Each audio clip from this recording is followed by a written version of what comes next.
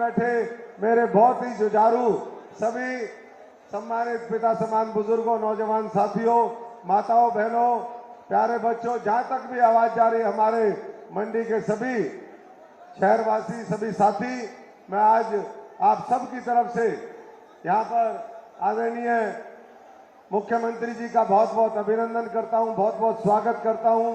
और साथियों, इतना ही कहूंगा कि आज जो मोदी जी संकल्प लेकर के देश में चल रहे हैं कि हमें 2047 तक जब देश आजादी के 100 साल मनाएगा, इस भारत को विकसित बनाना है, उसी सोच को लेकर के आपके बीच में उत्तर प्रदेश के मुख्यमंत्री जी यहां पर पहुंचे हैं। और मैं पूरे दावे के साथ इस बात को कह सकता हूं, क्योंकि भारतीय जनता पार्टी जो संकल्प ले लेती है वो पूरा करके दिखाती है। चाहे वो राम मंदिर का 550 साल पुराना मामला था, चाहे वो करतारपुर कॉरिडोर था जो बाबा नानक की धरती थी, चाहे वो धारा 370 खत्म करना था, चाहे नया नागरिकता कानून इस देश में लेकर के आना था, या फिर महिलाओं के सशक्तिकरण के लिए महिला आरक्षण बिल जिस तरीके से लेकर के आए, 3 तलाक खत्म कर दिए। तो साथियों, आज हमारे बीच में हम तो मुख्यमंत्री जी को सुनने के लिए यहाँ पर सब साथी, यहाँ पर हजारों की संख्या में पूरे सिरसा पार्लियामेंट से लोग आए हैं। और किस तरीके से वहां पर अपराध और अपराधियों को खत्म किया, किस तरीके से एक बुलडोजर जो साफ कर दे सारे ऐसे लोगों को जो अधर्मी हैं, जो गलत तरीके से इस देश को, समाज को बांटने का काम करते हैं, आज बुलडोजर बाबा की जिनको संज्ञा दी जाती है, ऐसे हमारे मुख्यमंत्री यहां पर पहुंचे हैं। मैं सभी साथियों की तरफ से आदरणीय योगी आदित्यनाथ जी का, क्योंकि संसद में हमने उनको सुना 2009 से 14 तक जब वो सांसद थे, जिस तरीके से वो बात रखते थे, आज 2 बार उनको मौका मिला।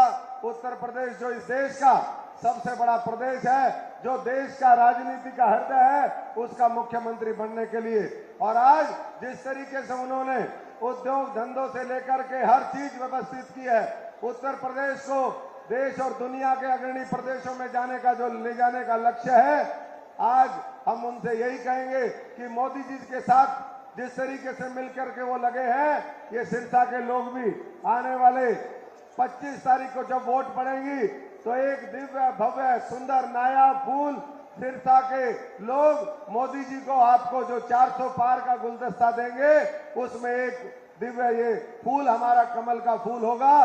और केंद्र की सरकार में, दिल्ली में, संसद में एक मजबूत भागीदारी और हिस्सेदारी इस इलाके की होगी। साथियों, आज महाराज जी योगी आदित्यनाथ जी यहाँ पर हैं, बहुत, क्योंकि सबने अपना अपना समय काट करके उनका, क्योंकि मौसम खराब है, मैं इतना ही कह सकता हूं कि आप सब जानते हैं इस इलाके के अंदर पिछले 15 वर्षों से जब आपने मौका दिया तो 45 से 50 हजार करोड़ रुपए के उस समय प्रोजेक्ट आए। आज एक बार फिर आशीर्वाद आप मजबूती से दीजिए। आज कोई ऐसा हमारा इलाका नहीं जहां पर किसान मजदूर से लेकर के हर वर्ग का भला ना किया हो। ये सरसाईनाथ की धरती है हमारे।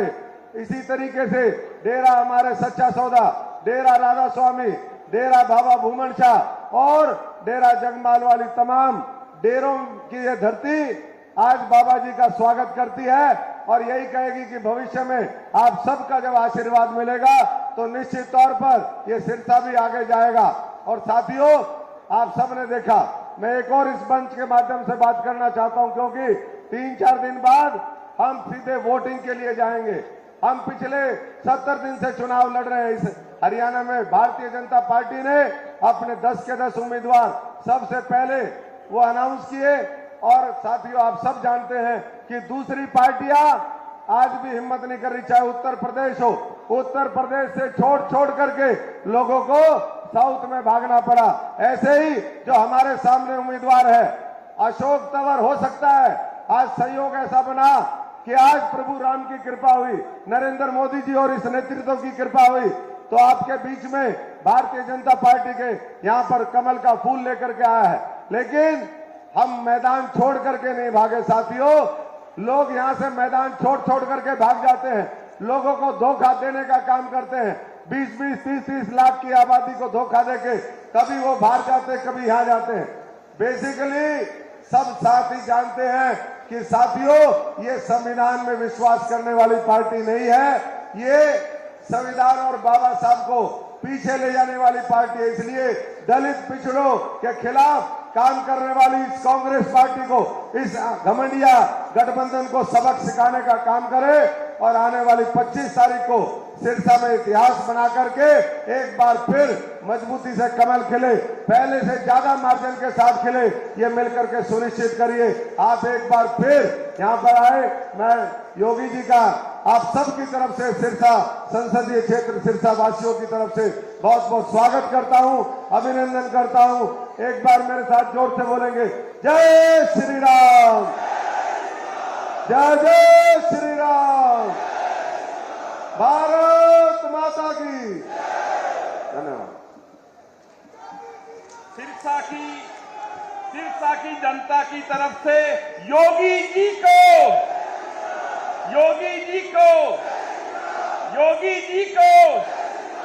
आग लगी आकाश में, झरझर पड़े अंगार, संत ना होते जगत में तो जल उठता संसार। मैं आज यूपी के मुख्यमंत्री, हिंदुत्व को जगाने वाले बाबा सरसाई नाथ की इस धरा पर आदित्य योगीनाथ जी को बुला रहा हूं आपके सामने, और उनको हम सिरसा की जनता आज अहोभाग्य है कि हमारे बीच में आदित्य योगीनाथ जी पहुंचे हैं।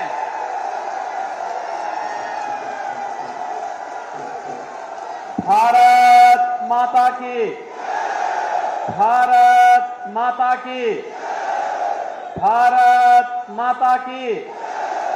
वंदे वंदे वंदे।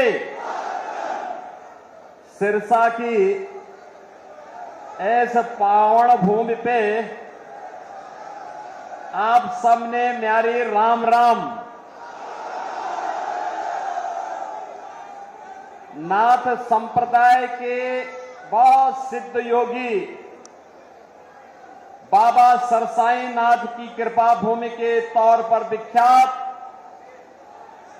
गुरु नानक देव जी, गुरु गोविंद सिंह जी तथा साहबजादे अजीत सिंह की पावन स्मृतियों को सहेजने वाली इस पुण्य धरा को कोटि कोटि नमन करता हूं। बोले सो निहाल, बोले सो निहाल। यह भूमि भारत की राजनीति के ताऊ कहे जाने वाले देवीलाल जी की भी कर्म भूमि रही है, जिन्होंने सिद्धांतों के लिए प्रधानमंत्री पद की कुर्सी को ठुकराया था। ऐसी पावन धरा को कोटि कोटि नमन करते हुए, जिस धरा ने महान किसान नेता और स्वतंत्रता संग्राम सेनानी सर छोटू राम जी को, सुर सम्राट पंडित जसराज जी को जन्म दिया हो, ऐसी पर पावन धरा को नमन करते हुए मैं आप सबका हृदय से स्वागत करता हूं, अभिनंदन करता हूं। मंच पर उपस्थित हमारे पूज्य संत श्री सौंदर्यनाथ जी, महंत श्री केशवनाथ जी, यहां की सांसद श्रीमती सुनीता दुग्गल जी,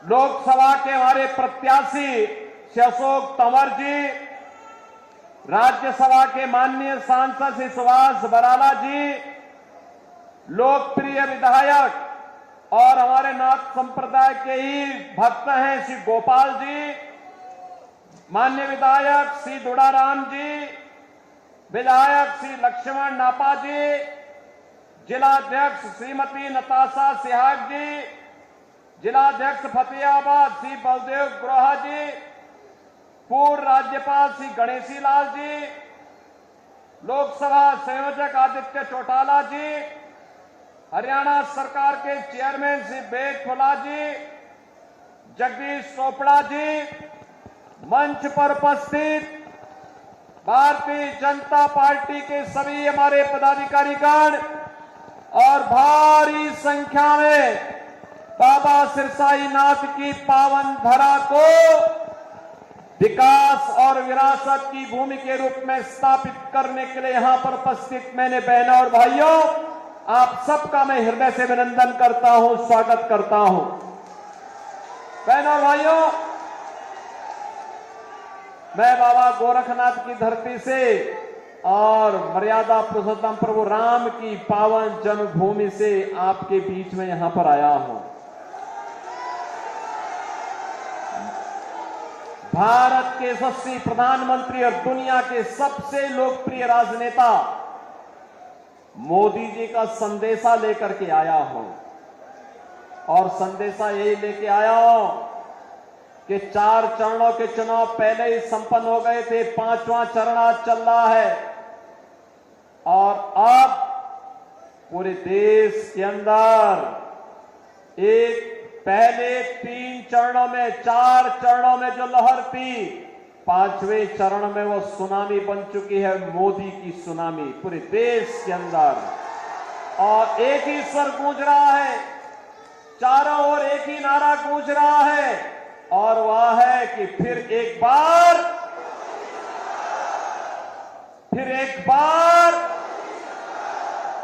तीसरी बार,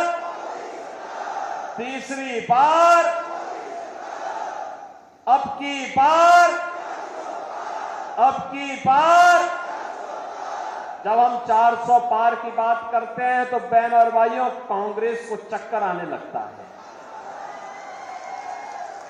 और चक्कर इसलिए आने लगता है क्योंकि 400 सीटों पर तो चुनाव ही नहीं लड़ रही है, तो जीतेगी कैसे। और इसीलिए तो मैं कह रहा हूं, जनता जनार्दन से जवाब देती है।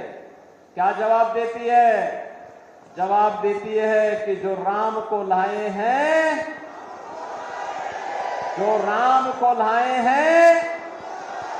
पूरे देश से एक ही आवाज है। और बहनों, और विरासत और विकास की अद्भुत संगम। अयोध्या में रामलला आ गए और कांग्रेस को तो सत्ता की इतनी जल्दी थी कि करतारपुर साहब को ये भूल गई थी। और तो मोदी जी आए, तो मोदी जी ने आने के बाद करतारपुर कॉरिडोर के निर्माण के कार्यक्रम को भी आगे बढ़ाया। गुरु नानक देव की पावन धरा को भी भारत का हिस्सा बनाने का कार्य आगे बढ़ाया। और गुरु गोविंद सिंह जी महाराज के 4 साहबजादों ने, जिन्होंने सरहिंद के लिए अपने आप को बलिदान किया था, उनके नाम पर 26 दिसंबर की तिथि को वीर बाल दिवस के रूप में मनाने की घोषणा भी की है।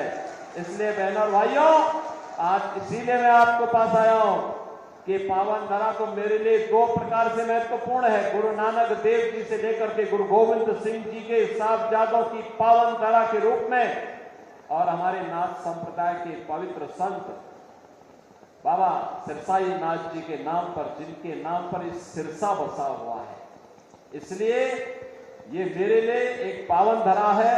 इसको मैं कोटि कोटि नमन करता हूं, आप सबका अभिनंदन करता हूं, स्वागत करता हूं। बहनों और भाइयों, आज देश बदल चुका है। हमारी पीढ़ी सौभाग्यशाली है कि हम नए भारत के नागरिक हैं, मोदी जी के नेतृत्व में कार्य कर रहे हैं और जो दुनिया के लिए असंभव है, जो कांग्रेस के लिए असंभव था, वो मोदी जी ने संभव करके दिखा दिया, कर दिया ना। देखो, पहले दुनिया में भारत का सम्मान नहीं बचा था, लोग भारत को शक की निगाहों से देखते थे। पहले दुनिया में भारत के बारे में तमाम प्रकार की चर्चाएं होती थी, हमारी सीमाएं सुरक्षित नहीं थी, दुश्मन भारत की सीमा में घुस जाता था, आतंकी विस्फोट होते थे, जगह जगह विस्फोट होते थे, नक्सलवाद चारों ओर फैला हुआ था, विकास कार्य ठप पड़े थे। जब सुबह उठते थे तो पहला समाचार भ्रष्टाचार का और सायकाल होते होते आतंकी वारदात की घटनाएं आने लगती थी, निर्दोष लोग मारे जाते थे, सेना के जवान शहीद होते थे। गरीबों के कल्याण के लिए कोई योजना नहीं थी, कोई गरीब भूख से मरता था, किसान आत्महत्या करता था, दवा के भाव में मरीज दम तोड़ता था, बेटी और व्यापारी सुरक्षित नहीं थी। बहनों और भाइयों, पिछले 10 वर्ष में मोदी जी ने भारत की तस्वीर और तकदीर को बदला है। ये तस्वीर और तकदीर को कैसे बदल दिया है? आज भारत का सम्मान दुनिया में बढ़ा है। दुनिया में कोई संकट आता है, लोग दुनिया भारत की तरफ देखती है। सीमाएं सुरक्षित हैं, अब कोई दुश्मन भारत की सीमाओं का अतिक्रमण नहीं कर सकता है, क्योंकि नया भारत है और आतंकी वारदात तो नहीं होती, उस पर नकेल कसा गया। लेकिन अगर पटाखा भी जोर से फट जाए ना, तो सबसे पहले पाकिस्तान सफाई देता है कि नहीं, मैंने नहीं किया है। उसे मालूम है अगर समय रहते सफाई नहीं दी तो ये भारत है, छेड़ता नहीं है, लेकिन अगर कोई छेड़ता है तो उसको छोड़ता भी नहीं है, वो भयभीत रहता है। बहनों और भाइयों, भय बिनु होई न प्रीति, ये वही है। जब ताकत होती है ना, तो हर व्यक्ति शांति और सौहार्द के लिए आपके सामने झुकता है। और आज भारत ने दुनिया को एहसास कराया है।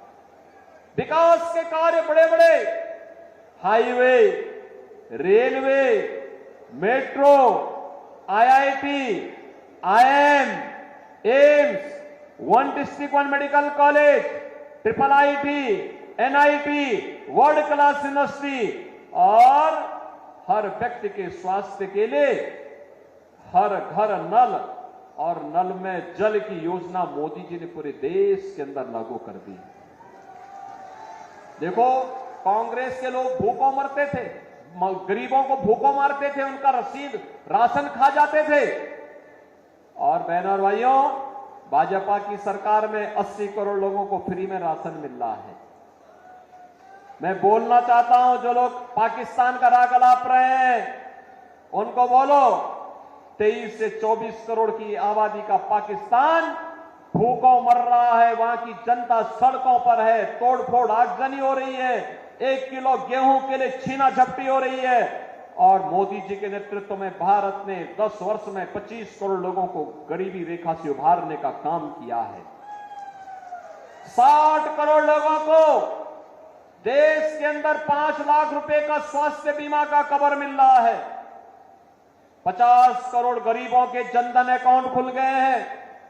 12 करोड़ किसानों को किसान सम्मान निधि का लाभ, 12 करोड़ घरों में शौचालय का निर्माण, 10 करोड़ गरीबों को उज्ज्वला योजना का कनेक्शन, और 4 करोड़ गरीबों के मकान बन गए हैं। और मोदी जी ने घोषणा की है, तीसरी बार सरकार बनेगी, 70 वर्ष से ऊपर के हर एक बुजुर्ग को 5 लाख रुपए हर वर्ष स्वास्थ्य के लिए उपलब्ध करवाएंगे। मोदी जी ने घोषणा की है, तीसरी बार सरकार बनते ही जितने बचे हुए गरीब होंगे उनको भी एक एक मकान उपलब्ध करवाएंगे। मोदी जी ने घोषणा की है, तीसरी बार सरकार बनाएंगे, सोलर स्कीम के अंतर्गत हर घर को फ्री में बिजली उपलब्ध करवाने का काम भी करेंगे। बहनों और भाइयों, यहां विकास भी है, गरीब कल्याण भी है, देश की सुरक्षा भी है, आतंकवाद का सफाया भी है, और भारत का सम्मान भी है। और साथ साथ रामलला का भव्य मंदिर के निर्माण का कार्य भी तेजी के साथ आगे बढ़ गया है। रामलला अयोध्या में विराजमान हो गए। बहनों और भाइयों, मैं आपसे पूछना चाहता हूं, मोदी जी ने जो ये किया, इसमें किसी के साथ भेदभाव हुआ है क्या? अरे इसमें तो कोई भी जाति, हर जाति, मत, मजहब, क्षेत्र, भाषा, पूरे देश के 140 करोड़ लोगों को उन्होंने परिवार मान करके दिया। सबका साथ, सबका विकास की बात मोदी जी ने की।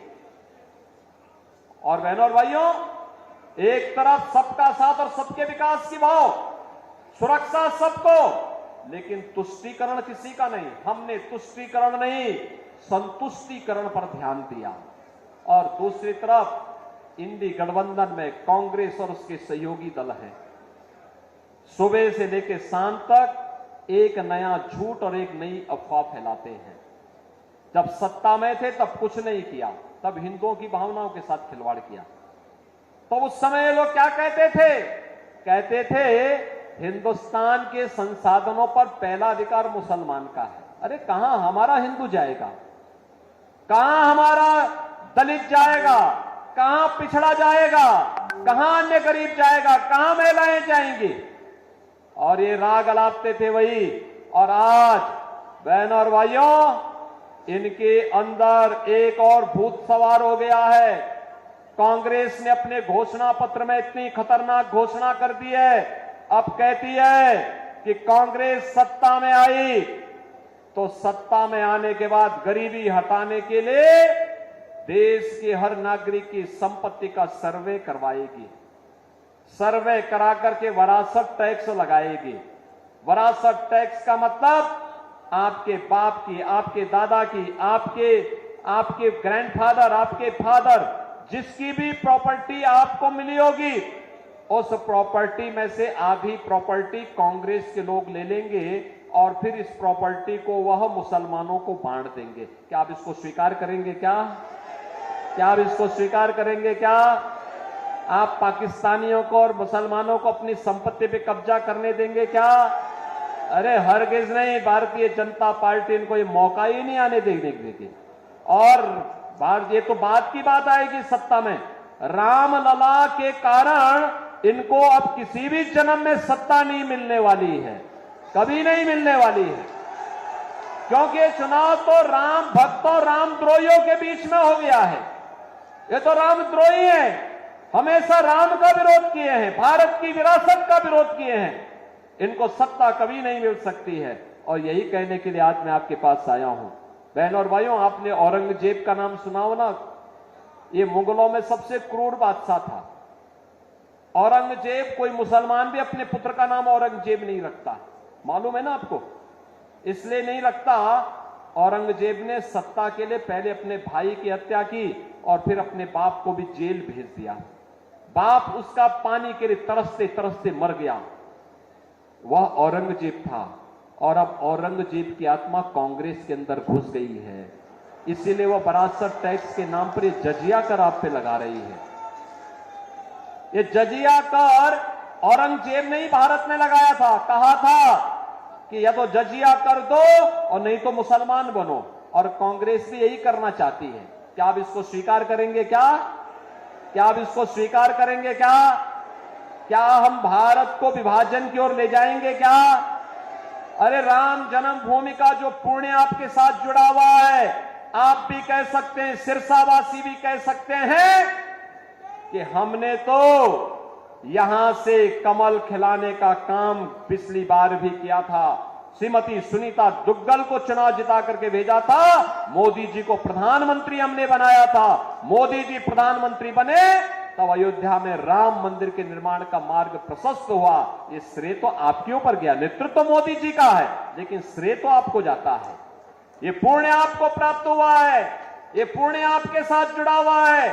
इस पुण्य से वंचित नहीं होना है। और इसीलिए देश के अंदर जो आवाज आ रही है, वो आवाज यही है, हर जवान से एक ही आवाज है, और वो आवाज है जो राम को लाए हैं, जो राम को लाए हैं। और राम को लाने वालों को फिर से देश की सत्ता सौंपनी है। सौंपने को तैयार हैं? सभी सिरसावासी तैयार हैं? सभी लोग तैयार हैं? सहमत हैं? यहां से भारतीय जनता पार्टी के हमारे लोकप्रिय प्रत्याशी, युवा और जुझारू प्रत्याशी श्री अशोक तंवर चुनाव जीत करके जाएंगे। लेकिन बहनों और भाइयों, आपके पास 5 दिन का समय है। इन 5 दिनों में मोदी जी का संदेश घर घर पहुंचाएंगे। यह काम है। पहले मुझे बताओ, कितने लोग हैं जो कमल खिलाने के लिए अपने आप को 5 दिन का समय देंगे? भाई पूरा सिरसा ही तैयार है।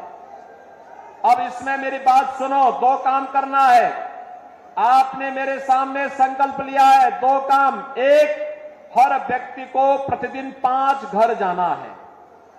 उस परिवार के हर एक सदस्य से मिलकर के उससे कहना है, 18 वर्ष से हर वयस्क मतदाता को बोलना है कि देखो, आत्मनिर्भर और विकसित भारत के लिए हमें मोदी जी को फिर से प्रधानमंत्री बनाना है। मोदी जी को प्रधानमंत्री बनाना है तो इसके लिए कमल खिलाना है। और श्री अशोक तंवर जब यहां से चुनाव जीत करके जाएंगे तो मोदी जी 400 पार के लक्ष्य के साथ जाएंगे। तो बहनों और भाइयों, सारी समस्याओं का समाधान करेंगे। जाएंगे 5 दिन में 25 घर, और चुनाव के दिन उन 25 घरों को मतदान भी कराना है। कराएंगे? सहमत हैं? सभी लोग सहमत हैं? तो फिर मेरे साथ बोलेंगे, भारत माता की, भारत माता की, भारत माता की जय श्री राम, जय जय श्री राम, जय जय श्री राम।